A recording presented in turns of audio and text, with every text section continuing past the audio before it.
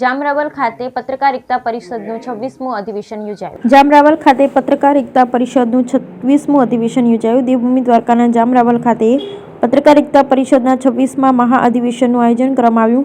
આ મહાઅધિવેશનની અંદર પ્રાદેશિક અધ્યક્ષ લાભુભાઈ કાતરોડિયા, પ્રાદેશિક ઇન્ચાર્જ ગીરવાનસિંહ સરવૈયા ઉપસ્થિત રહી અને અધિવેશનની શાન વધારી. અધિવેશનમાં પધારતા નાના મોટા તમામ પત્રકાર મિત્રોનું ઢોલ નગારા સાથે અને ભગવાન દ્વારકાધીશના ઉપરણા તથા પુષ્પગુચ્છ સાથે ભાવભર્યું સ્વાગત કરવામાં આવ્યું. ત્યારબાદ દીપ પ્રાગટ્ય અને મહાનુભાવોની હાજરીમાં 7 વ્હાઇટ કોલર પત્રકાર મિત્રોને પત્રકાર એકતા પરિષદ દ્વારા સાલ ઉડાડી ફુલહાર પહેરાવી સન્માનિત કરવામાં આવ્યા.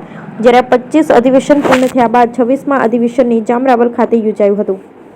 તેમણે લાભુભાઈ કાતરોડિયા દ્વારા તથા પધારેલ પત્રકાર મિત્રો દ્વારા સર્વશ્રેષ્ઠ અધિવેશન તરીકે બિરદાવ્યું અને આ અધિવેશનમાં પડદા પાછળ રહી કામ કરનાર પ્રાદેશિક કારોબારી સભ્ય મનોજભાઈ સોની, દેવભૂમિ દ્વારકા જિલ્લા પ્રમુખ અનિલભાઈ લાલ, જન પ્રભારી ગોવિંદભાઈ મોતીવારસ, જિલ્લા મહામંત્રી લલિતભાઈ સિંગડિયા તથા મહામંત્રી ભાવેશ પા, જામ સહમંત્રી બાલાભાઈ ગઢવી વગેરે હોદ્દેદારો આ અધિવેશનને ખૂબ જ મહેનત કરી અને યાદગાર બનાવેલ હતું. આ અધિવેશનમાં પધારેલ તમામ પત્રકાર મિત્રો ચા, પાણી, નાસ્તો તથા ભોજનની સુવ્યવસ્થા અને ત્યારબાદ પધારેલ તમામ પત્રકાર મિત્રોને 4 શુભેચ્છિક ગિફ્ટ આપી પ્રોત્સાહિત કરવામાં આવ્યા અને લોકોને વધુમાં વધુ સંગઠન સાથે જોડવા વિનંતી કરી. Bureau report Anil Singadiya, Devbhumi Dwarka. કાતરોડિયા, અધ્યક્ષ પત્રકાર એકતા પરિષદ ગુજરાત. આજે જામરાવળ મુકામે એટલે કે દેવભૂમિ દ્વારકા ધાર્મિક સ્થાનમાં પત્રકાર એકતા પરિષદનું જિલ્લા અધિવેશન રાખવામાં આવ્યું. દ્વારકા તો અહીંથી કદાચ 50-60 કિલોમીટર થતું હશે, પણ એક નાના એવા સેન્ટરમાં આખા જિલ્લાનું અધિવેશન પહેલી વખત મળ્યું હોય ત્યારે ખૂબ મોટી સંખ્યામાં સિનિયર પત્રકારોની હાજરી અને એના કરતાંય 4 ચાંદ લાગે એવું આખું એન્ટ્રીથી માંડીને મંડપની ભોજનની બધી વ્યવસ્થા.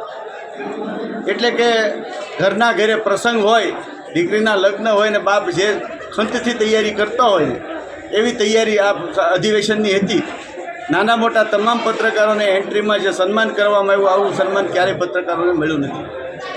7 સિનિયર પત્રકારોનું સન્માન પત્રકાર એકતા પરિષદે કર્યું, ઉપસ્થિત મહેમાનોની હાજરીમાં અને સેંકડો પત્રકારોની હાજરીમાં. ત્યારે એ પણ ગદગદિત થયા. આજના અધિવેશનમાં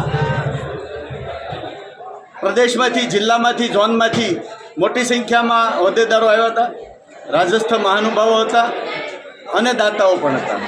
આ બધાની હાજરીમાં ખૂબ સુંદર રીતે જેવું આયોજન હતું એવું સફળ અધિવેશન થયું છે. ત્યારે આયોજક ટીમમાં અનિલભાઈ લાલ, મનોજભાઈ અને એની આખી ટીમને આખી રાત જાગીને જે યુવાનોએ તૈયારી કરી છે તમામ યુવાનોને ખૂબ ખૂબ અભિનંદન આપું છું.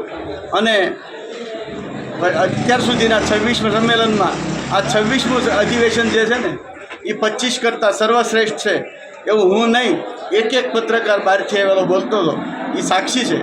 એટલે હવે તો પછીના 7 અધિવેશનમાં એક અધિવેશન કદાચ આને ઓવરટેક થાય તો ભલે, બાકી અત્યાર સુધીના 26માં સૌથી શ્રેષ્ઠ અધિવેશન એટલે જામરાવલનું. અને જામરાવલનું નામ આ અધિવેશનના કારણે આખા ગુજરાતમાં નહીં, દેશના સીમાડા વટીને ગુંજવાનું છે.